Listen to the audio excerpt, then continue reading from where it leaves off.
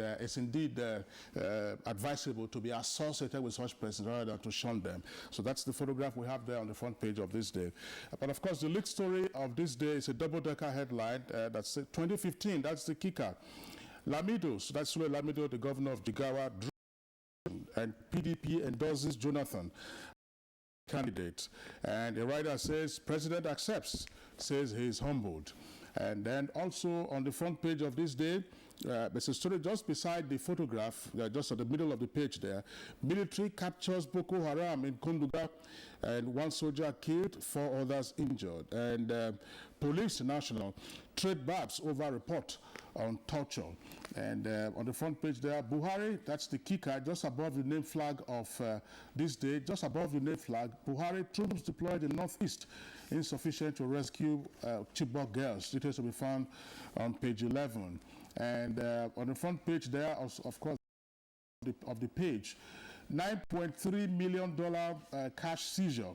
Senate committee summons service chiefs, NSA, service chiefs and NSA. NSA, of course, stands for the National Security Advisor, and APC, that's the All Progressive Congress, calls for probe. The same thing, virtually the same stories you find on the front page of Vanguard. Vanguard leads with Vanguard newspaper now. 2015 PDP Executive Committee and BOT, that's Board of Trustees, endorsed Jonathan. I'm humbled and overwhelmed. I won't disappoint, says the president in one of the riders. Then another rider says, President Obasanjo and House of Representatives Speaker Tambuwal absent at NEC meeting. And Lamido steps down for Jonathan. President to pay 22 million naira for forms. The photograph that we discussed earlier on the front page of this day is also the same photograph you have on the front page of Vanguard. Of course, you can find a greater. Then on Boko Haram, just below the nameplate, change next month. That's according to President Goodluck Jonathan. Find out the details on page 8. And then also on the front page, seized $9.3 million. That's the kicker. South Africa faults FG's explanation. FG stands for federal government. Then there are 2 riders there, suspects laundering and obtains court order to freeze money.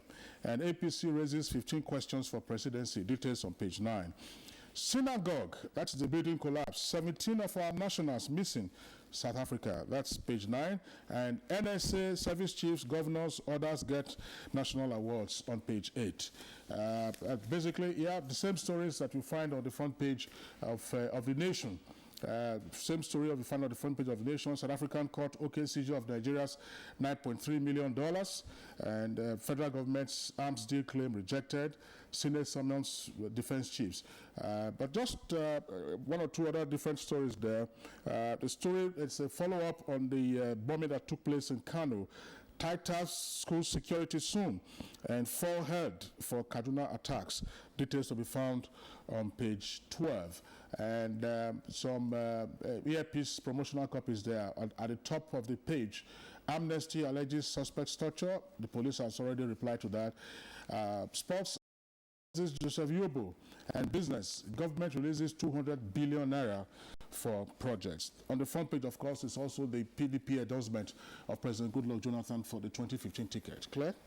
Okay, let's move on to other papers. Well, Daily Trust, Pilot all lead with a similar story. Daily Trust is leading with PDP OK's Jonathan, our sole candidates. That's the lead story on the front page. There you have it. And just above that, it's also there on your screen. 9.3 million cash haul. South African says Nigeria's explanation flawed. It's also there on your screen. And moving down, a picture story of the PDP Governors Forum, Board of Trustees, National Executive Committee coming together to give the president endorsement. And there you have excerpts that we cannot change, a winning formula that has been working for us since 19. Now, that's the basis for this endorsement given by the party. Boko Haram, things will change by mid-October, President says. It's trending at the foot there. Elections must hold in 2015, coming from Tambuwal. That's the front page of Daily Trust. We move on to Pilot. Nigerian pilot has a similar caption as I said earlier. It leads with the same story. Jonathan accepts PDP's adoption, and there is an excerpt there. For you to have this kind of confidence in me is a big challenge, extremely big challenge, but I promise I will not disappoint you. That's an excerpt from the president's response to the endorsement. And just below that, Service Chiefs Governors Ministers, top is from Okorocha. Dangers of living around airports in Nigeria, it's there. And Poland seeks improved treatment. Nigeria reps back removal of complaints commission from presidency, all trending at the foot there. Now up just below the masthead, top Boko Haram commander captured, 60. Details on page 6. Fuel crisis bites harder as oil workers' strike persists. It's on page 8. And National Mirror leads with 305 conferred with national honors. Service Chiefs Jimoh Ibrahim top list. Story recipients there, some of the recipients there, and the list in there. And just that below that, troops capture Boko Haram leader, killed Kanu attack, Minister schools on security, it's on page 2. And 500 Kuje prisoners awaiting trial, page 12. Gombe to get 403 additional polling units on page 50. And above the masthead, reps to probe 9.3 million cars seizure in South Africa. Endorsement, humbled, says President Goodluck Jonathan. And the third paper I'll take before Mr. Toby comes in, The Guardian. The Guardian leads with Service Chiefs, NSA, others to get national honors, made in Alex Zibre, of course, inclusive. There are other names there mentioned at the foot of trending them. Picture stories of some of the recipients again on the front page of The Guardian. PDP adopts Jonathan as presidential candidate for 2015, also making the front page this morning. President offers to make full response later, also there. And trending at the foot there, government summons Egyptian envoy over maltreatment of Nigerian student, and synagogue insists building collapse was attack on church. Rivers schools won't reopen on September 22. There are other trending stories on the front page. Mr. Toebe. Thank you, Claire. Well, to update, you recall that yesterday there was a report about 50 people killed around Sanga local government area of Kaduna State. 4 people have been arrested following that attack, and I think they've been taken to Kafanchan where investigation is continuing. Also, our gallant soldiers in the war front in Kunduga are reported to have killed 60 insurgents and in fact captured a commander of the insurgents, and I think this will lead to very reliable information in the war against the insurgents. The death toll synagogue house collapse now stands at 80. Apparently, rescue operation is over. What is left now is clearing of the rubble at the site. But Lulu Louise Minguni has provided data about the South Africans who were there. And he says there were, in fact, 265 South Africans that survived. 96 were originally injured, and as at the last time, only 29 were in hospital. 17 people among their compatriots still remain unaccounted for. However, a 10-man delegation comprising of experts and DNA are already in Lagos and are supposed to go around the mortuaries and the hospitals to identify their South African nationals. NEMA has said specifically that it is after this rescue mission now that they will now begin to follow up to trace the identity and nationality of the victims from the hospitals. The strike by Pengassan and Nupeng is taking its particularly on the electricity, because as at now, gas supply to Egbe and some of our power stations have been cut off, and anytime from now, darkness is going to loom. It is also encouraging that the transmission company of Nigeria in Abuja has been able to resolve the blackouts that occurred in some parts of Abuja, particularly following lightning that struck one of these transformers, I think, Asukoro area, and which affected areas like Garki, Lugwe, and several others. Those have also been taken off. So those are the main stories for now. The synagogue story, the update, and the killings in Kano and Sanga local government as at yesterday. Okay, let's just take, let me take two other papers very quickly before we wrap up with Claire. Let's take the leadership, the Friday leadership, the leadership on Friday. The lead story, of course, has a kicker. Nationwide darkness looms. Oil workers cut gas supply to power plants. Details of that can be found on page 15. But more interesting also for those who are lovers of sports, particularly soccer. Excuse me, please. Brown Udeye is said to have topples Mikel and Moses as Nigeria's highest earning footballer. The details of that story, of course, begin on the front page, and details can be found in the inside pages, particularly at page 5. Brown is said to earn £10 million. Mikel £16 million, and Victor Moses £9 million.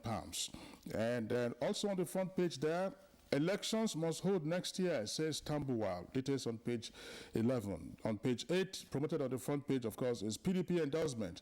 I'm humbled and overwhelmed. That's according to President Goodluck Jonathan. And then police nab man for beheading woman in Ebonyi. But of course, on the front page there is a story that says YouGov predicts no votes will win Scotland referendum by 54%. On page 6, of course, it turned out to be 55% no to independence. And then, of course, at the foot of the paper, of the front page, there are $9.3 million. Senate summons Dasuki and the other service chiefs. Very quickly, Daily Newswatch. And just at the top of the name flag is top Boko Haram leader captured in Kunduga. That's a story we read also from the other papers. And then, but just below the name flag, Senate summons NSA, CDS, Army chiefs overseas $9.3 million in South Africa. And also IFC Lafarge to invest 64 billion naira on power generation. IFC stands for International Finance Corporation. Details to be found on page 4. Also to be found on page 4, absenteeism stalls House of Representatives debate. The lead story on the front page obviously has to do with the National Honors Award, and the persons who have been nominated, the service chiefs and others, are also, they have their photographs on the front page there. Nigeria tackles Egypt over students' humiliation. Details on page 2. And for consumers, you can find out details on page 16 of Daily Newswatch. Cooking gas price may rise 8%. That's according to Daily Newswatch. Claire? Okay, let's quickly take this last paper. It's the Daily Sun, and it leads with Boko Haram exposed. Islamist sect forms alliance with dreaded ISIS and Al-Shabaab. And there's a picture story there of some state governors there with the Deputy Speaker, House of Representatives, after the party's NEC meeting in Abuja yesterday. 2015 PDP BOT NEC back Jonathan is also trending there. $9.3 million arms check. Senate summons NSA, CDS. It's on page 7, details there. And just below the masthead, trending also on the front page, Alaafin, Ohaneze, others, Mon Igwe. That's the late Igwe. Polling units, Senate may stop INEC. It's on page 3. And just at the top there, CDS, Bade, Dasuki, others, Bad National Honors Award. Mr. Tuibi. Thanks. The update on Ebola. 4 states have confirmed that their schools will resume on September 22nd, and that is Anambra, Edo, Ogun, and Rivers. It's also the members of the House of Representatives are challenging the position of the Nigerian Union of Teachers that have directed that their teachers should not resume. And the House of Reps says that they are convinced, following investigation from the NMA and the Federal Ministry of Education, that the decision for schools to resume is based on scientific facts, and NUT, not being professionals in medicine, cannot determine the safety or otherwise as regards Ebola. Well, we have to point out that the photograph we saw earlier on is because one of the side effects of Ebola is stigmatization. And the last person to give you Ebola is a person who has been cured of Ebola, because not only does he have what seems to be like a live immunity, but in fact his own blood and antibodies can even help cure other people from Ebola. And therefore, it is not proper, and it's not even advisable at all to shun people who have been cured of Ebola. Tomorrow, the Nigerian Football Federation is holding its Congress in Warri, and it's earlier on, Kingsley was reading of our Nigerian footballers who are raking in fortunes from football, but and unless our Nigerian Football Federation gets its acts together, our football, which is supposed to be the basis for the foundation for our youth, could not be in very good straight course. And therefore, the Congress is happening tomorrow, and they are expecting the secretaries and chairmen of all 36 FAs, as well as the secretaries of the Football League in all the 36 states of the Federation to meet. The assignment there is to perform the NFF Electoral Committee, institute an Electoral Committee who will now take on the election, because FIFA directed that there should be 2 extraordinary committees, one earlier on which is happening tomorrow at Warri to take care of the Electoral Committee, and the later part to determine the election so that the Nigerian Football Federation can move forward. Just very quickly and clear, I'm beginning to wonder what the nature of next year's presidential election would look like. President Goodluck Jonathan has already received the endorsement. The full endorsement has its way of his party, so he will be his party's candidate. Where will his opponents come from? I mean, presidents whose names were the past touted as likely candidates, seeking lesser offices, no less important regardless. For instance, El-Rufai now says he wants to be governor of Kaduna State. And of course, Ribadu also at some point will want to be governor of Adamawa State. And of course, Atiku has declared, are we going to expect a full-blown contest next year, or probably some other thing else? Well, that should be left in the womb of time to tell. It is too early, because even for the guidelines set by the Electoral Act, and which the INEC is supposed to pretend over, until November, that is when campaigns will actually begin. That's when the formal campaigns will begin. At that point in time, we'll be able to know who are the candidates representing which political party. Don't forget that the political parties we have until the last exercise was in the 50s. There were about 54 political parties. And therefore, you never can tell. It will not be strange to see alliances, but until November, when the campaign settles, it might be something that will be just mere a mute question or trying to predict what is going to happen in the future. All right, Mr. Bayat, we'd like to thank you. That's the much we can take. And do have a wonderful weekend. Thank you. We hope to see you on Monday. All right. Thanks. All right. You're watching Good Morning Nigeria and the network service of the NTA. We'll take a short break. There is an Ebola virus epidemic in some West African countries. The Nigerian government wants you to be aware and watch out against the spread of Ebola in your community. Help keep our country safe. Refer anybody coming into Nigeria from any other West African country to a hospital for proper medical screening. And watch out for severe cases of fever, headaches, diarrhea, chest and abdominal pain, sore throat, cough, red eyes, and bleeding from the eyes, ears, and nose. Protect yourself. Wash your hands regularly with soap and sanitizer. Avoid contact with the blood, urine, feces, or saliva of animals like bats, monkeys, gorillas, chimpanzees, or infected persons. The Ebola virus is deadly. Don't catch it. Don't spread it. This message is brought to you by the Federal Ministry of Information. Nigeria, we the people decree that the power of evil secrecy shall fail. All Nigerians should understand that a divided Nigeria can only mean catastrophic consequences for the entire black race.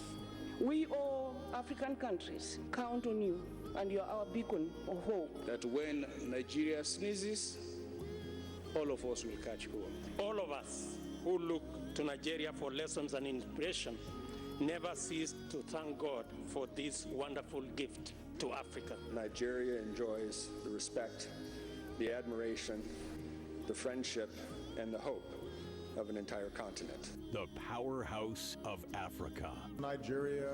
Unite and build Nigeria. God bless Nigeria.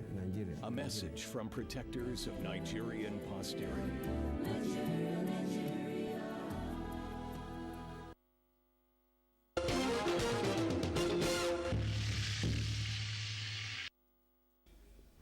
Right, thank you for joining us. Now, recently we've heard increased incidents of crime FCT.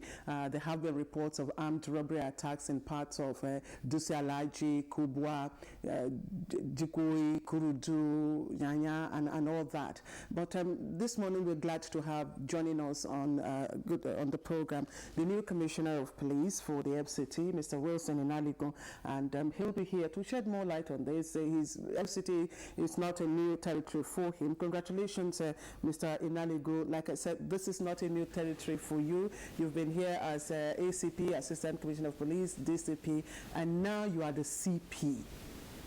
Does this put a new challenge for you? Yeah, thank you very much for having me on your program. Like you rightly pointed out, I was responsible for operations in the Federal Capital Territory, and I'm back as a Commissioner of Police. Abuja is a familiar terrain for me, and I have an understanding of crime situation.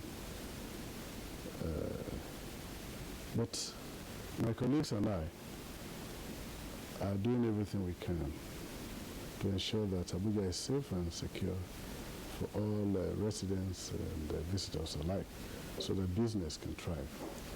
Now, the issue of crime that you talked about, not that there's so much increase, but I think people develop interest.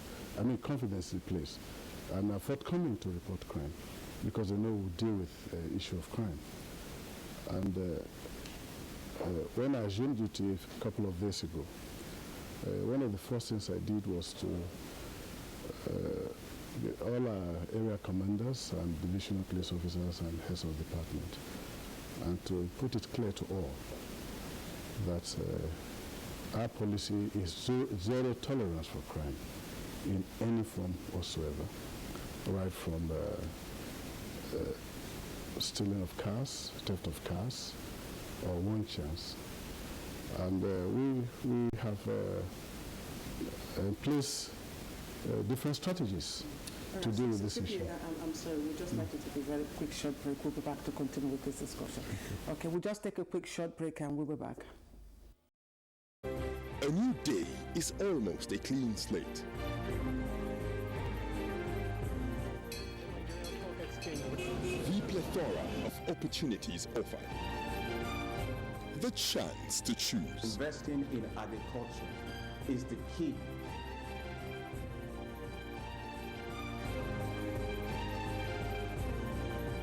Set your agenda. Begin your day. Good morning, Nigeria.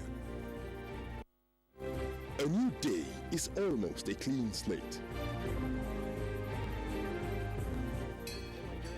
The plethora of opportunities offered. The chance to choose. Okay, thank you for staying with us. We were speaking with the new Commissioner of Police for the FCT, Mr. Wilson Inaligo, and you were telling us about the new challenge of policing the FCT that, of course, you have assumed. Yeah, like I was trying to say, FCT is surrounded by Niger State, Nasarawa State, Kaduna State, and Kogi State. And what we try to do, all the entrances into the Federal Capital Territory is properly policed, properly manned. And we're increasing our presence on the streets, but so we are placing visible, robust policing. We're being proactive to deal with, we're looking at the different places that we think are hot spots for crime. And we're having both physical and covert presence. And what we're trying to do is to get all our officers go out there on the street and look at what is going on. And in partnership with our respective communities. And that was when we had met with DPOs and area commanders a few days ago. I told them clearly, we will maintain zero tolerance for crime. And that go to the communities, look at the crimes of concern, so that in setting our policing priorities, we have input from our respective communities. And that was what we did. So in doing this, we are very conscious and mindful of the rights of the citizens, because we regard our communities as our treasure, because they are eyes and ears in the various communities. And I want to assure you that what you have described as rising crime, of course there are incidents here and there, but I want to assure all Abuja residents that we are very determined because we have very competent and committed officers to deal with crime. The IG has told us clearly that in dealing with crime, we first of all make the Nigeria Police Force an efficient and effective law enforcement organization comparable to anyone that you can find anywhere. So our core values, ensuring that our officers are professional, our officers carry out their duties with due diligence. But like I said, one of what we're trying to do in the command, and I think in the force, is robust engagement with our respective communities. Patrols. And one of the things we are doing, especially when you talk about one chance and all other crimes, we're working very closely with the Federal Capital Territory Administration. You have a lot of slums, you have unpainted taxis, and all the like. What we do, we're carrying out robust operation. 3 days ago, I chaired a meeting of the tax team so that we're working in collaboration with the road traffic services of the FCT and other organizations. We're maintaining strategic relationship with other security agencies so that collaboratively we will deal with the issue of crime. I want to assure all that Abuja residents should trust us to give them peaceful time. I want to assure all because what we're doing, the steps we are taking will certainly bring down crime. But I think the crime situation, Abuja is quite peaceful. Abuja is quite peaceful. Abuja is quite peaceful. Yeah, the satellite area. Yes. Yeah, the satellite areas. That's what I talked about. You know, the states that are contiguous to the FCT, like you have Maraba, you really cannot distinguish Maraba from Nyanya because they just flow into each other. We're working with the National State Police Command. So those areas that you have this concentration, we are going to begin to see a lot of raids in all the places that you see so that Abuja will become really, really safe. But I think for all I know, the situation in Abuja is not that hopeless, I want to say. Well, obviously, what ranks high in terms of concerns for virtually all Nigerians and also from past experience in the FCT, what ranks high will be terror attacks.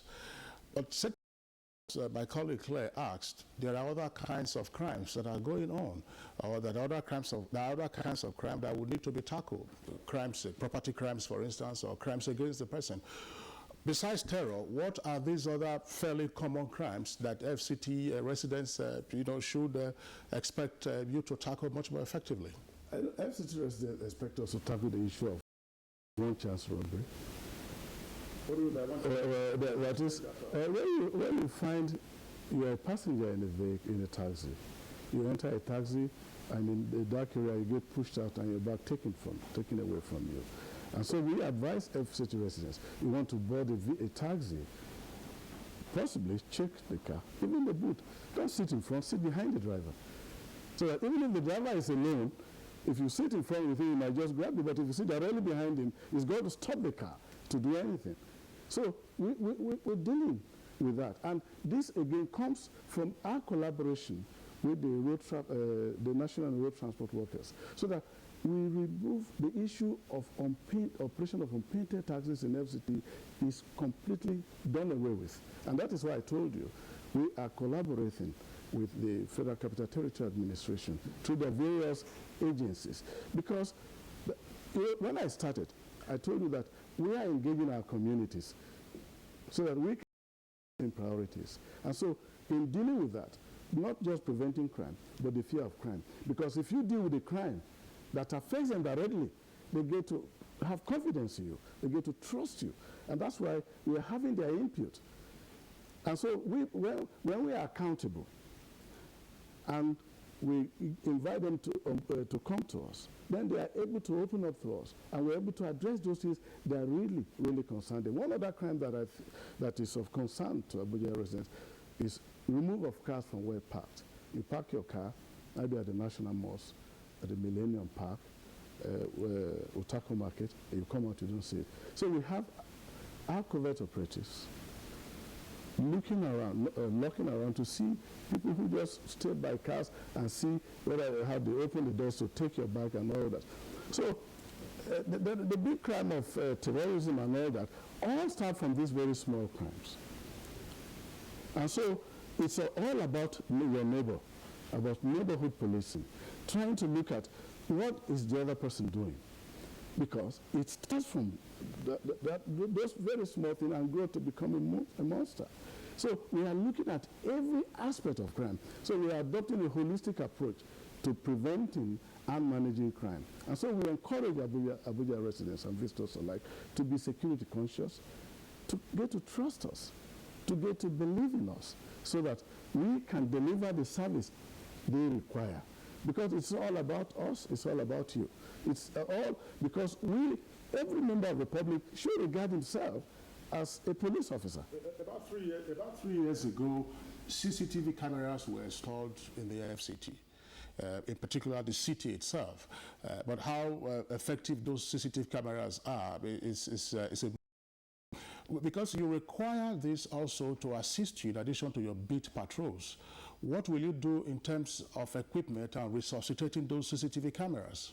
Yeah, the first thing I did when I took over office was to go to our monitoring center to look at the cameras. Some are working, but it should be better.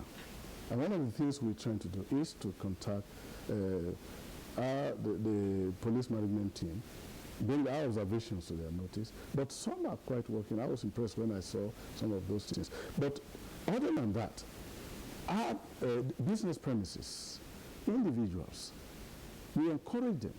When you have big plazas, you need to have CCTV, because this becomes very useful. And because they could be integrated even to our infrastructure. So in looking at that, we want to encourage, because I don't think they're too expensive, because even overseas, not just that of government, that of individuals, when something does happen, from there you can get footage, and there you start the analysis and processing of your scene of crime. So we encourage Abuja citizens, but on our part, we're going to talk with the relevant authorities, bring observation to their notice, because some of them have been smashed by careless and reckless drivers. And so one of the things we're trying to do is to address the issue of traffic, driving against traffic, not stopping at intersections, driving through red light, and then lane indiscipline. And so you look at traffic flowing and you have a gridlock, I find the lanes increasing from 2 to 3 to 4. So one of the things, that's what I told you. We're trying to bring our officers, sectorize the FCT, have senior officers in addition to the DPOs, specifically dealing with the issue of traffic. So because most crimes like one chance, they are committed using vehicles. So when you address the issue of bad driving habit, you are indirectly dealing with the issue of crime. So we want to have an integrated approach to crime control and management. KCP, earlier when you talked about collaborating with the communities, of course, in the satellite areas, community policing, with the issue of security becoming more and more complex and sophisticated, how much are you willing to go with this community policing? What we're trying to do is, when we engage law-abiding citizens, we have the Police Community Relations Committee in the various communities. We have the area councils having their local area council security committee.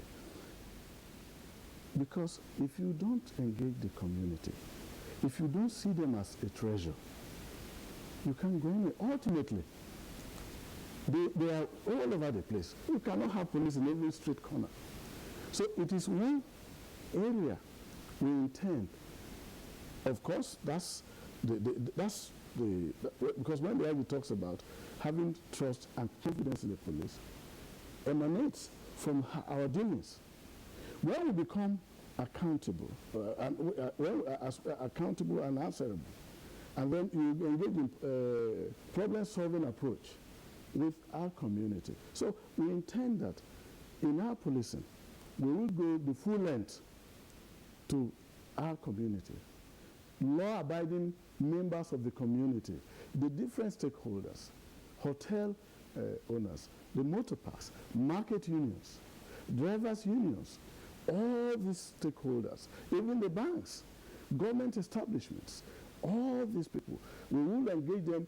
One of the first things I'm going to be doing is to visit them, invite them over to my office, have meaningful dialogue with them, get them to understand that that they are police officers, because the public are the police are the public. But we happen to be those selected, paid by the taxpayers to serve. But essentially, I'm going to be explaining to all that all of you should see yourself as police officers. I think it's to be appreciated that police patrol vans are fairly common in the FCT. But what I find missing is the issue of foot patrols. When are you going to have footmen on the beat, as it were? When I engaged the DPO a few days ago, we discussed that back to basics policing. When you find an officer in confidence with simple batting, let's take an example from Chicken House Junction through Ademola Adetukumbo, and you are engaging. And that is what you move, you come to Skylark, there is a pharmacy there, and you stop. An officer, two of you walking in confidence, stop by. How are you doing? Are you okay? I hope nothing. And you move to the next one. And you do that for 2-3 weeks. Certainly, it's all part of our community policing strategy. And so the vehicular patrols are ongoing.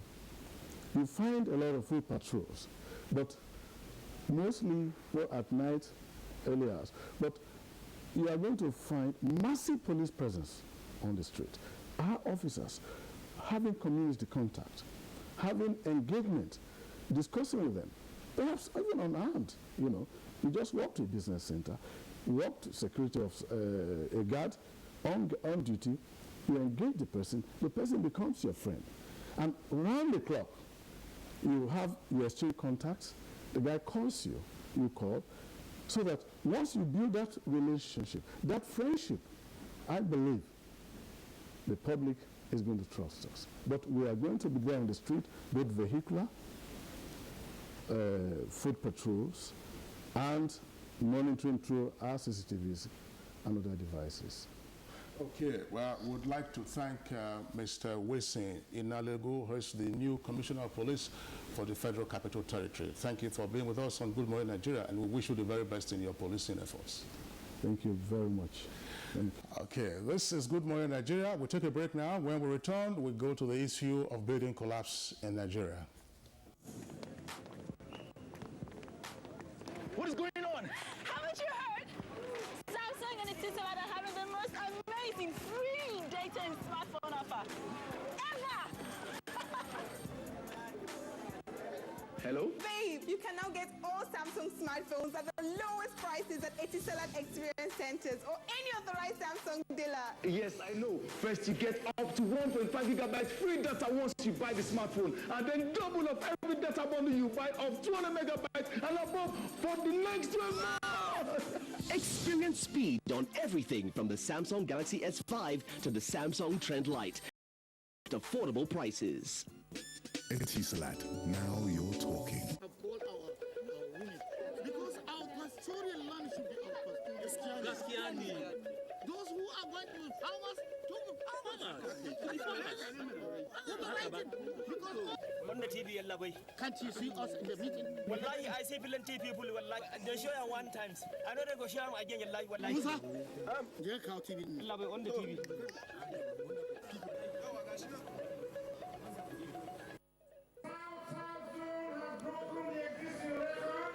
Wonderful. We have a total of 4,900,000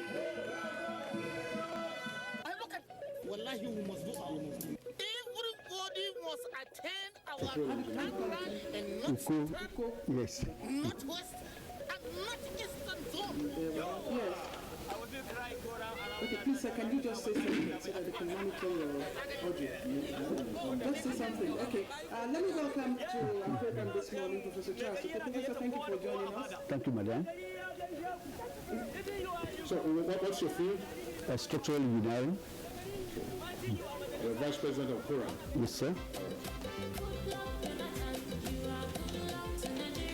Oh, yeah, turn Northern Nigerian rallies. Yamara Soseifa. Not central people, not people, not and see, people. this thing is not So I don't know where to now. Saturday, September 13th, Saturday, September 28th, and Saturday, September 27th, Kauai. President Goodluck Jonathan don't do us better. Wallahi, make we join other multitudes of Nigerians to thank him well, and join for the demand. Turn Northern Nigerian rallies. Now, the main rally, well past of that rallies. This message is brought to you courtesy Transformation Ambassadors of Nigeria. Down for One Vision, Nigeria.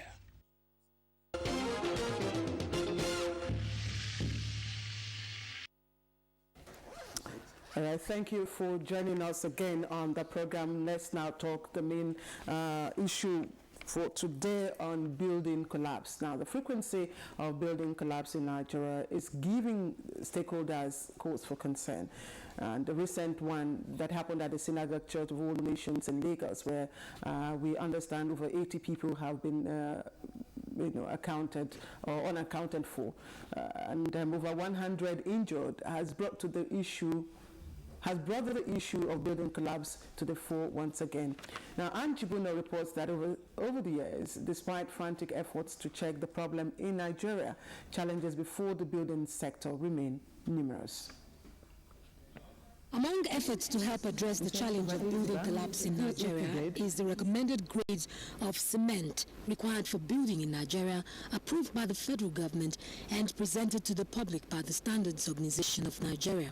Other agencies and associations have at various fora made the recommendations to help address the challenge of building collapse in the country.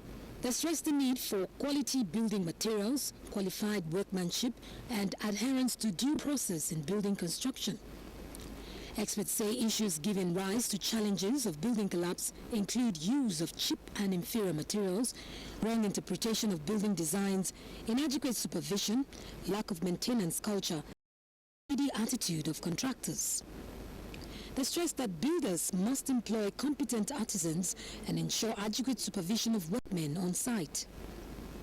Analysts suggest that town planning authorities should be given more room to perform their functions effectively to help address the challenge of building collapse in Nigeria, thereby saving lives and property.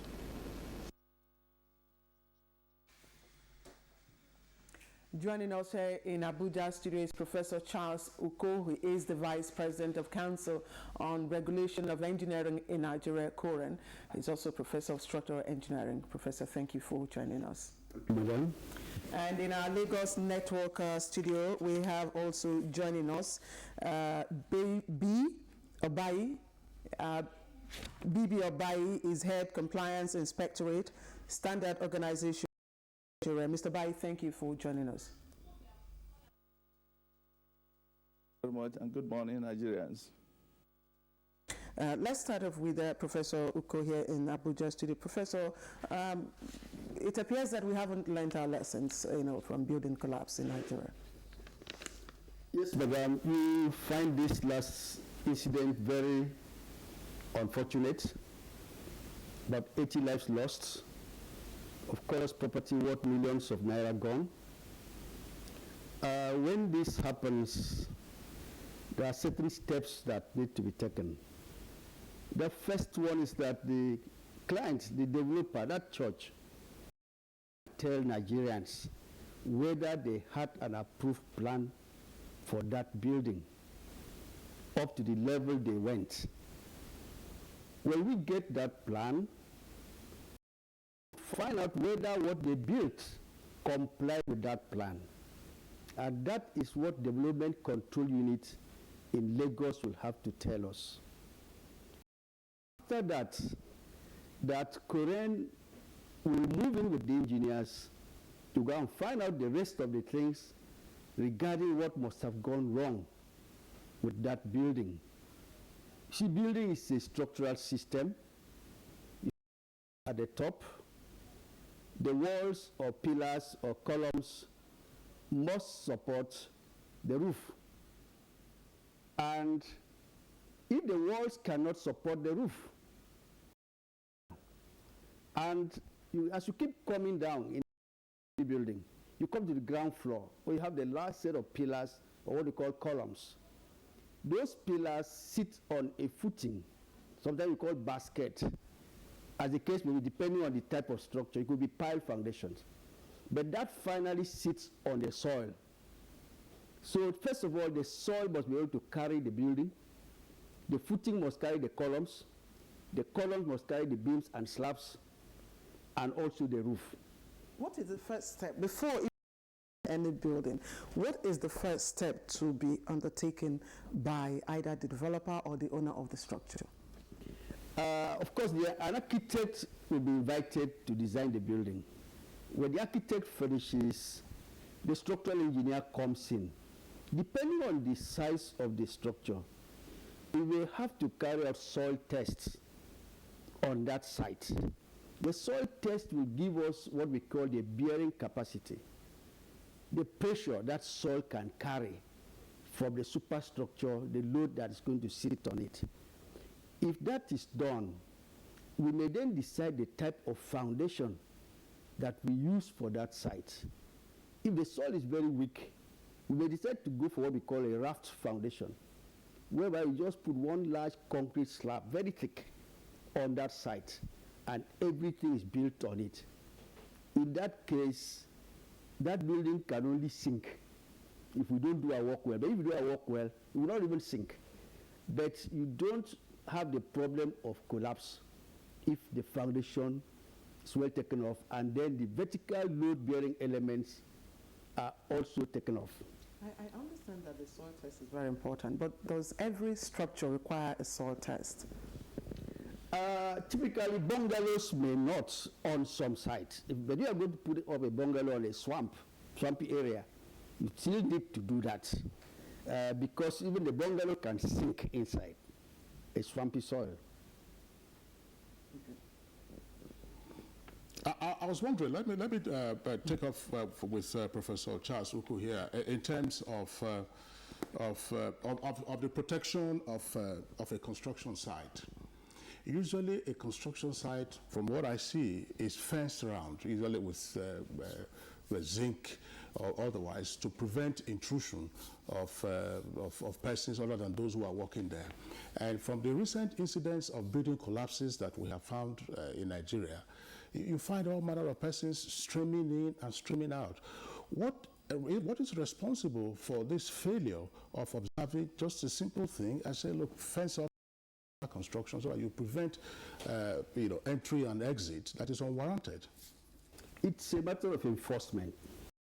The Development Control Unit has that responsibility to enforce that regulation. And that's the same thing with many other rules in the country. We have those rules there. But if somebody does not enforce it, people trying to cut costs would have expenditure on the site. But that is very necessary. That's why, again, nobody should be allowed to live in a building that is still under construction. Maybe you have finished 2 floors and you want to add 3 other floors. Assuming you got approval for those extra floors, you should even evacuate those other people in the lower floors before you proceed to add these other floors because of problems that may be associated with the construction effort that we are going to put up on that site. So these rules are there, but very often people tend to run away from them. Indeed. Let's just quickly go over to Lagos. Mr. Obaye, the head of Compliance Inspectorate of the Standards Organization of Nigeria. Over time, we've heard stories about substandard materials used in construction. The commonest scapegoat for this is cement, but there are other materials that are required for reinforcement, particularly, for instance, steel. And the question that most persons are asking is, how come these incidents occur? Standards Organization of Nigeria appears to be an onlooker, to be a bystander. You go to the markets, you find all kinds of substandard products for construction, and yet you are supposed to have a compliance department. What is happening? Thank you very much. Standards Organization of Nigeria is an onlooker organization in terms of the quality of materials that are produced in this country and also those that are imported into this country. For instance, in the building sector, SON has proactively ensured that there are Nigerian industrial standards for all the materials that are used in building a structure. We have the standards starting from the sand. We have the standards for all the products, standards for sand. We have standards for blocks. We have the standards for the steel reinforcement bars. We have the standards for cement. We have standards for roofing nails. We have the standards for roofing sheets. So that shows that SON has an issue taking the proactive step by ensuring that the standards are on ground. And then we go out to monitor compliance. We know we have our two sets of compliance monitoring mechanisms. We have the offshore conformity assessment, where we have our SONCAP regime, the Standards Organization of Nigeria Conformity Assessment Program, where all products that are coming into this country are supposed to be tested by our overseas contractors before they come into Nigeria. Now, locally, we also ensure that the local manufactured products in this country comply with the relevant standards for the products. And that is under our mandatory conformity assessment program, which is running, and we have a lot of our Nigerian-made products that are certified. So in the building environment, we have almost all the products that are used in construction of a building certified to our Nigerian industrial standards. Claire, let me just pursue this a bit. How does your compliance mechanism work?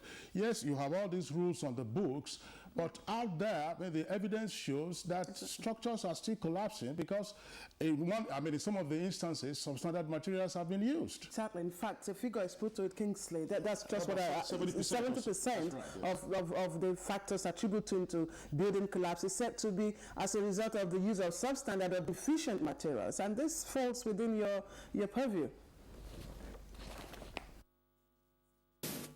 The figure is not right that we have up to 70% of the building materials being substandard. For instance, the reinforcement bars, on assumption of office by the Chief Standards Organization of Nigeria, he made sure that all the local steel manufacturing companies in Nigeria comply with the relevant standards by ensuring that they acquire all the testing equipment that are used to ensure that products that are coming out of their factories comply with the relevant standards. Also, in this cement, you are aware that SON has also taken the fight to the cement standard, where we ensure that all these cement products that are produced in this country comply with the relevant standards. We're also organizing a lot of awareness campaigns to ensure that users of these products comply with the standards. The standards are there, and we monitor, like this, the steel reinforcement bars. We have monthly monitoring campaigns to all the steel companies to ensure that these steel bars that are coming from the factories comply with the standards. Also, we monitor the quality of the cement that are produced from these cement manufacturing companies in Nigeria on a regular basis under our mandatory conformity assessment program. You could say that we have our Inspectorate and Compliance Directorate that also ensures that products that are, these materials that are coming into these countries are also intercepted and inspected and ensure that they comply with the relevant standards. So SON, it has always been out there to ensure that these products comply with the relevant standards. But beyond the standards, the products may be of the right specification. They may meet the standards, but the abuse of these products, because in construction, if you are supposed to use a reinforcement bar of about 20 mm round and you are using 16, of course, that material, even though the 16 mm has met the requirements of the standard, but it is not used well. So it is a wrong application. So where you have quacks, where you have non-professionals who do not want to comply with the specifications, like my colleague has said, due to greed, they want to cut corners, then that is bound to be such failures because they do not want to comply with the specifications that are contained in the standard. And that's what we're saying, that before you start any structure, you make sure that you get your specifications right, and then you get your materials right. So if you cut corners in the construction, you are bound to get failures. And well, that explanation is noted. I just was going to ask a fairly practical question. Namely, your Lagos offices are located somewhere in Lekki Phase 1. And on the Lekki Phase 1, for instance, you have probably well over 1,500 or 2,000 structures. And you are unlikely to have heard of any incident of building collapse in the Lekki area.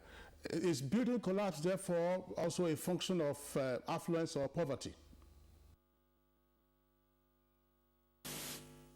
A function of affluence or poverty, but it's a function of getting the right professionals to work, monitoring what somebody who is doing any job for you is doing in terms of the materials he's buying. Also having a professional who knows the kind of material using for your job. These are the things. So like you said, in Lekki, in Ikoyi, we have a lot of high-rise structures, and they're not coming down. Why is it that it is only in some areas, these areas where people will expect that those areas are okay, that you see these structures coming down? So you have people who think that I want to use my brother to do the job, I want to use my friend to do the job, I want to use my in-law to do the job. Instead of getting the professional to do it, then you go on having issues. So it is all about wrong application of materials, wrong use of people who carry out, artisans who carry out these jobs for you. So you should be able to have the right skills to do the job you want to do, especially in building structures. Yes. I think we'll come back to Professor Uko, who is right here with us in the Abuja studios.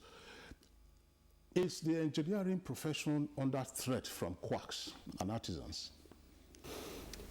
Yes, that's true. We're having a lot of issues now. For example, some engineers are complaining that some people, draftsmen, fake their seals and stamp drawings and submit without their knowing. And of course, people using non-engineers to do certain works. The challenge we've got in Koren is that there's a lacuna in the laws governing building construction in the country.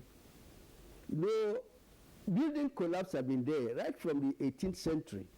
Hammurabi even code. And I just want to give you some clauses from that code.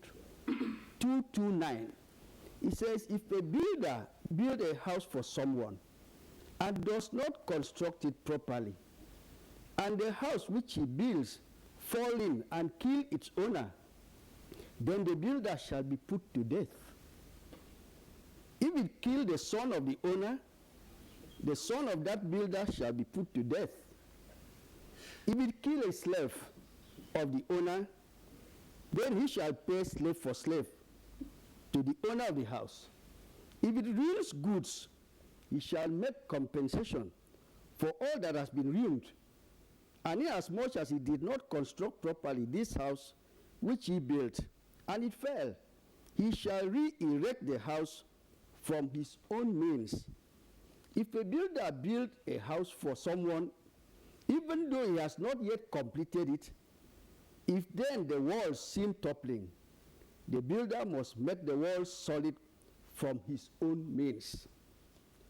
Now this matter in Lagos now, suppose it is found that this house was not built according to plan. What do you do to the developer? Say that there is no law to do that. Many times we have investigated building collapse by Korean. The only people who can deal with are the registered engineers. Those that are non-engineers, we don't have anything to do with them.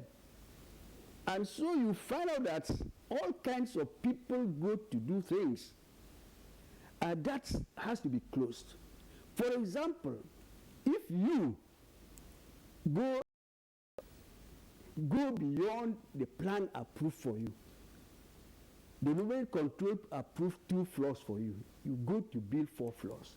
If something goes wrong, or even if something does not go wrong and you are caught, something should be done to you.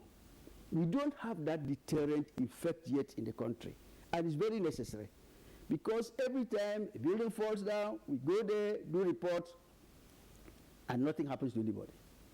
So if we now begin to say that if you are developing a structure, you go a quack, if that structure collapses, you will be held responsible for employing a quack. Then every developer will sit up. Then the structural engineer that you are paying to supervise that job is supposed to test the concrete and be sure that that concrete is suitable for this work. Yes, a lot of the problem has to do with that quackery at that level. The building that collapsed in Port Harcourt was strangely supervised by a pharmacist. Yes, there's a building that collapsed some years back. It's a pharmacist that was supervising at the point of collapse. And what did he do? He ordered laborers to pack thousands of blocks onto a particular floor so that the masons can use to construct the walls. They did not know that that building was not designed for that kind of load at a particular point around some column. So those laborers were busy packing those blocks there. And of course, that block was not supposed to be loaded on that particular column. So the force from that column got down to the foundation and broke the raft foundation. And that's what caused the collapse of the building. So that pharmacist, what should be done to him? Yes, because unless we begin to deal with these issues, we would not get to the end of this matter. And the matter of materials, yes, there's been quite some noise. Sometimes some civil society groups come out to say the substandard materials. But our own position in Korean is that cement as a material is not used directly in construction. You either use it as sandcrete blocks or concrete. And once you add something else to it, it's no longer cement. And so it's very difficult to put the blame on cement. Because once you put water there, when we talk about concrete, there are a number of things involved. The strength of the aggregates, those crushed rock, not all of them are equally strong. The sand, is it pure, good quality sand? The cement, quite all right, the type of cement and the strength of that cement. Then the water you add there, that's very important, what we call the water-cement ratio. Yes, the same mix of concrete with more water and less water, it's a world of difference to your product. And it's only an engineer that is competent to design the mix for that concrete and supervise it. So even when the concrete is mixed and taken to pour there, it must be properly vibrated to remove all the air voids. And after that, you also cure what we call curing, just helping it to maintain the correct temperature while the concrete is drying out and hardening. When those things are not done, even if you get cement from heaven, you are still going to have that problem. So the earlier developers begin to use engineers, the better. Because we have seen the loss that's involved in this structure here. Yeah. Hundreds of billions might be involved. Yes. I'm sorry, Professor Oko, you were talking about curing. This is a very important aspect in construction, particularly for multi-level floors. I mean, the minimum that I used to hear and know about was 28 days. But these days, I mean, you hear people telling you that no. I mean, you can do it. I mean, not for me though, but they say, oh, you can do it after 14 days. You know, just put your support there, and it's okay. Then you mount on. What is the standard, and what should be done, particularly for the interest of our viewers who are either developers or potential developers? If you cast your decking, for instance, or let's say you begin from your German floor, your DPC. After DPC, you're moving on to your decking. You know, so how many days should it cure before you begin to think of setting up your blocks to go to the next level? Right, for columns, those what we call pillars, 24 hours you can remove the bolt. For slabs and beams, for slabs sitting on beams, 14 days you can remove. But for beams, if you remove earlier than that, you prop the beams. You can remove the side formwork, but you must leave the bottom supports there. You don't need to stay up to 28 days. The 28 days is actually the day on which we crush the concrete cube to see whether the strength meets the specification. Yes, the 28 days is for testing the concrete. But for slabs, if the engineer knows what he does, he can remove it after 14 days. That is in the code of practice. It's allowed. Yes. Prof, I find building collapse common with multi-story buildings. Rarely do you find bungalows coming down. Is it a foundational, challenge? Is it a foundational problem? Yes, madam, you find that. Let's look at you now. You can carry a pot on your head. Yes. And when that pot comes on your head, the first thing is that your head must be able to sustain that pot, your skull. It transfers to the neck bones. The neck bones sends it to your vertebral column. When you arrive at the waist, your vertebral column sends it down your two legs. And you see the way God designed your feet, like the foundation of a building. Yes, if you were like a steel dancer, you'll be sinking into mud. But God is a good designer. So the problem is that very often the vertical load-bearing elements are not properly taken care of, and the foundation. If a floor slab breaks, we can replace it. If a beam breaks, we can replace it. But if columns fail or the foundation fails, it's dangerous.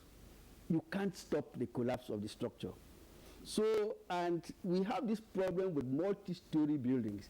That's why when people say cement, we say, how many bungalows are collapsing? No, we don't hear about them. Of course, the strength of our blocks are quite funny. But because they are just sustaining small load over this bungalow height, no problem. Even multi-story buildings, blocks are not issues there. Because a good multi-story building is constructed on frame system. In that frame, the pillars, the beams, and the slabs support everything. The blocks are just infill. You use it to close gap. I'm sorry, my colleague Claire asked a question earlier about the processes for building a building, for constructing, a structure. You have an architect, and then you have a structural engineer, and then, of course, you go to the site. Is there a gap somewhere? Because I heard you say something about some artisans or draftsmen faking the seals of structural engineers, because an architect gives you the design, and if it's a multi-story structure, you have to have the structural designs go with it for approval. Are we seeing a situation here where, for instance, there's a mismatch between the architectural drawings and the structural drawings that are purportedly approved, and then the construction goes on? Very often the mismatch may not be there. But what is the development control unit approving? Did it come from you, the engineer, that whose seal is on that drawing? That's the challenge we are now facing. So that instead of the draftsman paying you, or the non-registered engineers paying you to check that design and approve it for submission, They just get your seal and put there and fet your signature and send. Some engineers have been called like that, said, do you know about this drawing that we have seen here? They go there and say, sorry, we are not involved at all. And so that problem is there. But after that, you also need to get a good engineer that knows what he's doing. I've not done a 100-story building. My area is bridges. If I have to do a 100-floor building, I will call my colleagues that know what to do there. Because it's an intricate area where you're going to deal with wind. Like when buildings become tall, wind is even more than other loads. The building can come down from wind. And these are things, and even in earthquake-prone areas, they have to simulate earthquake effect on that building. So it's not as easy as some people think it is. And so it's a matter for professionals. And the developers need to call in professionals. Exactly. We know that the structure must be able to carry both the live and the dead loads. Thank you, madam. Now, at what stage do we require the services of professionals that you're talking in the construction process? For instance, the services of a civil engineer, the services of a structural engineer, besides the designer? Yes, once the building is ready to start, the first thing the engineer should do when he gets to site should ask some questions. Please, was there a soil report for this site? Geotechnical report. I'd like to see it. Because that gives an idea of what is underground. And the engineer that is going to work should have an idea of what is underground. If there's water there, he will see it on the plan, this geotechnical report, that there's water at 3 meters below. And he now knows what to do. Then even where they're going to be piling, the engineer should look at geotechnical report and know the type of piling that they are doing. So after that, what concrete did the designer recommend in his design? Is it grade 30, grade 35? If that is the case, with the materials available here, how can I achieve that concrete? The structural engineer will go to what we call mixed design. Structural engineer now? Yes. And we were having problems in this matter. And as part of the effort to tackle this problem of building collapse, Korean has instituted a research project to come out with a Nigerian mixed design manual, which we don't have right now. We borrow from UK and others. So that manual will tell the structural engineer, if you want to get grade 35 concrete with this grade of cement, this is the mixed proportion. But even then, the manual says when you have worked this out, do what we call a trial mix. Try it out first. Prepare the cubes, crush them, and see whether they attain the strength you want. It is at that stage that you are now sure that with this material available here and these mixed proportions, I can achieve this strength. That's the only way out of concrete strength. Well, obviously, I mean, Claire, what I can pick from our conversation so far is one cannot be penny wise and pound foolish in construction, because some developers, some of them will be very happy to avoid all of this soil testing because they say it will cost you money. The proper architect, they say, no, this draftsman, he has been designing this thing for the past 30 years, he will do it for you. A structural engineer, a mason who has been in construction for the past 15 years comes around and says, no, I've been doing. And of course, the price we pay for it is the collapse structure. But we still have Mr. Obayi of the Standards Organization of Nigeria at our Lagos Network Center. I just wanted to ask, we have also in the course of our conversation raised the issue of lack of enforcement or even improper supervision by the regulatory authorities, in this case physical planning and urban development of the various states. And what is the level of collaboration that SON has with the enforcement divisions of physical planning and urban development in any of the states? But we have a very strong collaborative mechanism. and also trying to make the practitioners aware of what they are to do. I want to inform you and Nigerians that SON has also, in line with his plans, to ensure that these incidences of building collapse are arrested, planned a stakeholders forum for all the materials in the built environment on 23rd of this month. That is Tuesday next week at LTV8 Blue Roof, Lagos. There we are inviting all the practitioners, all the stakeholders to come so that we brainstorm on how to look at these issues holistically. We want to show them how the standards are interpreted, so that starting from the block, because just like my colleague has said, yes, you may have all the specifications right, but the misapplication, if the person who is using it doesn't know how to add the various aggregates in the mixed ratios, he's not going to get the structure right. So that is what we are doing. We are collaborating with the various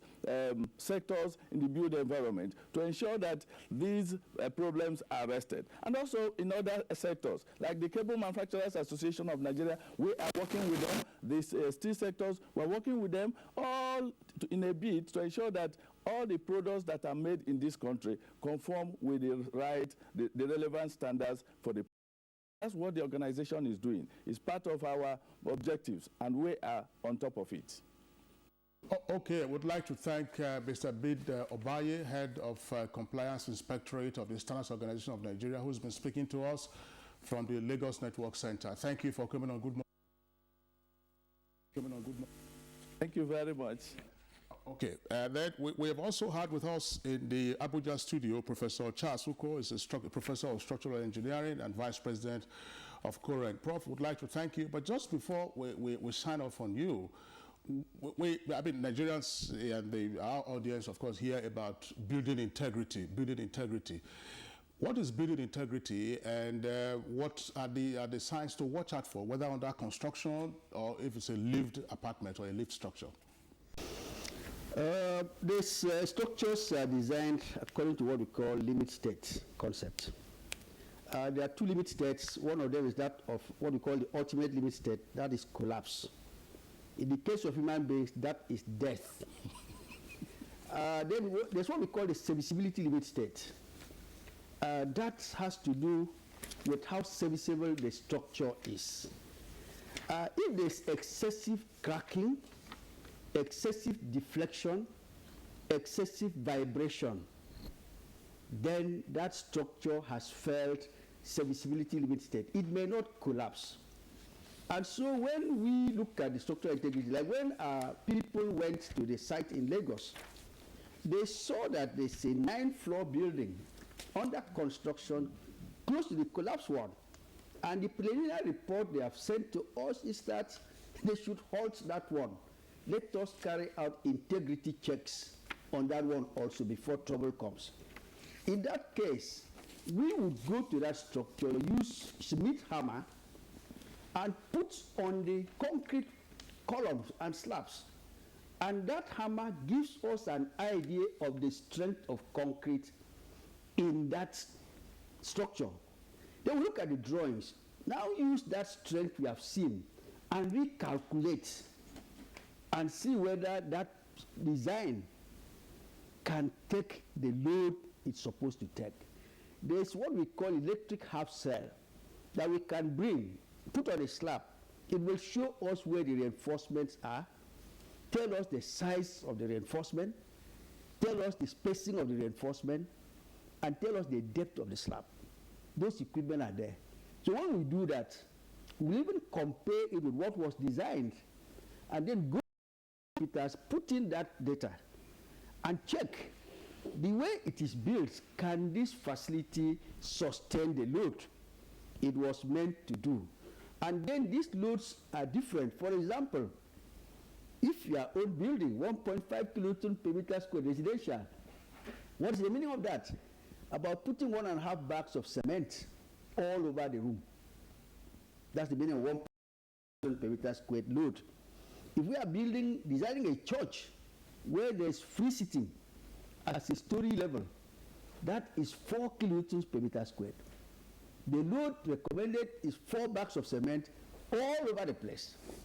And so you find out that when we go to check the design, within that church building, we'll be asking ourselves, can this thing we have seen here sustain this load that is designed for? And that's when we can now be persuaded that this structure can fulfill its purpose. All right, Professor Charles Uko, Vice President, Council on Regulation of Engineering in Nigeria, Current. Thank you for coming. Very much. We're watching Good Morning Nigeria, and moving on, we'll be looking at latest development in sports. That will be coming up in a moment. What is going on? Haven't you heard? Samsung and Etisalat are having the most amazing free data and smartphone offer ever! Hello? Babe, you can now get all Samsung smartphones at the lowest prices at Etisalat Experience Centers or any authorized Samsung dealer. Yes, I know. First, you get up to 1.5 gigabytes free data once you buy the smartphone, and then double of every data bundle you buy of 200 megabytes and above for the next 12 months. Experience speed on everything from the Samsung Galaxy S5. Why is this so? Well, thank you so much. The reference to lack of supervision is against the background of the feeling that that relevant authority must do the day-to-day supervision.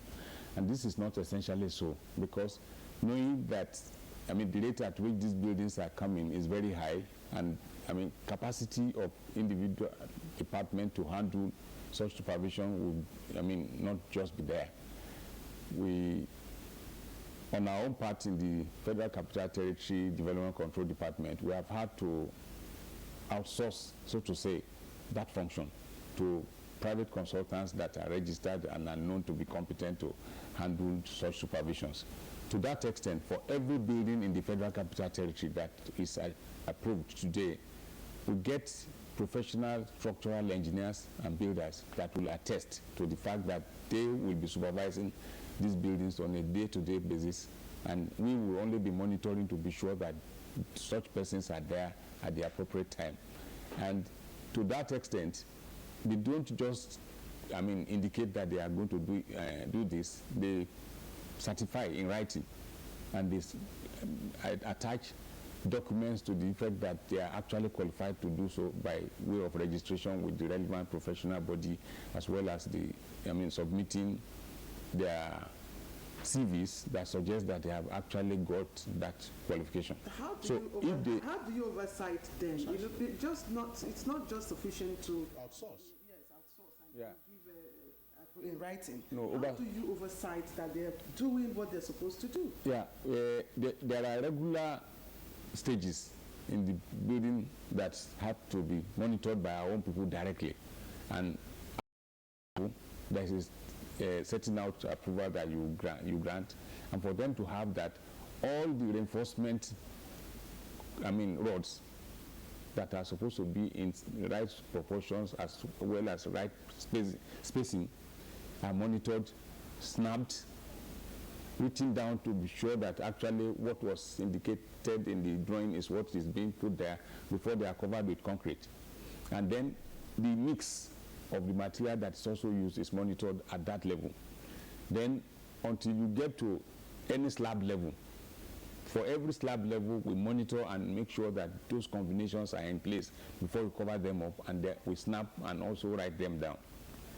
So you may have noticed that there is a reduction in the rate of that collapse today, and even if it happens, there's somebody that will be held liable, and he knows that he's going to be reported to his professional body if something goes wrong. And if there are... Is this for all structures? All structures. Is this for all structures? All structures in the FCT. All structures. To that extent, where in recent time they run into problem with their client, there had been cases of people writing to say, professionals writing to say, I'm no more part of this because I'm not able to strike the right kind of relationship we need on this project. And that has been a healthy development, which has made it necessary for us to stop those developments until some other professional comes up to take the same liability, or they resolve and the same person continues. But are you? Is it that you suffer from understaffing, or just inadequate skills, to supervise and monitor ongoing construction within your area of jurisdiction? The skill is there. All over the world, there has been this need to engage professionals in the various fields so that, there can be a total control over situations in any of the industries. And to that extent, we'll be deceiving ourselves if we say, because you have the competence, then you can also have, handle quantity, the number that is coming. As you are aware, Abuja has been a safe place relatively, that so many people are coming into, presently, and the rate of development is so high. We'll be deceiving ourselves if we now feel that we will be able to monitor every building in the detail that is required to make them stand the test of time, and also satisfy the required integrity. What do you think is happening in other states where building collapse is a fairly frequent occurrence? Is it that they're not outsourcing? They're not outsourcing to competent structural engineers or competent professionals? No, there are certain other requirements that need to be ensured before a property is developed. Soil testing, to know exactly what kind of foundation you should put there. Buildings that have been put up before and for a while and you want to continue, you need to carry out an integrity test. This is not happening in many states. And when that integrity test is done and confirmed, and it confirms that the house is not fit to carry the load that you now want to rough upon it after so many years, you are supposed to stop that building. But the enforcement at that level may not be there in some of these places.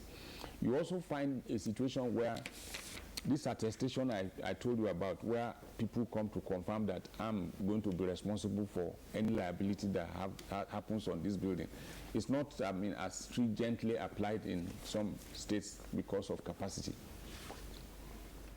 Okay, would like to thank Malam Yahya Yusuf, Director of Development Control of the Federal Capital Territory, for the technocratic perspective that he has brought to our conversation on how to address the issue of building collapse in Nigeria. Thank you for being with us, Malam Yusuf. Thank you so much, sir. Okay, on to sports now.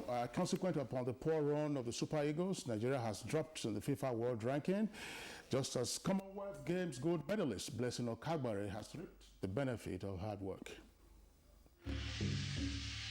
Welcome. Let's talk sport now. Hard work has paid off for Nigerian Commonwealth Games gold medalist Blessing Okagbare. Okagbare won gold in both women's 200 and 100 meters at the games concluded recently in Glasgow. And now she's been presented a new car as a gift by a member of Athletics Federation of Nigeria, Ibrahim Kuso, in Abuja.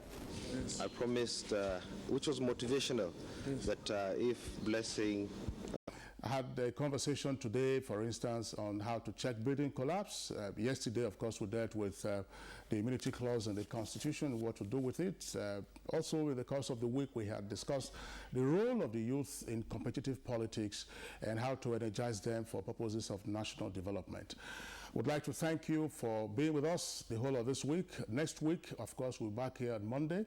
My name is Kingsley Osadolo. I thank you all on behalf of my colleague, Claire Abdurazak Adelabu.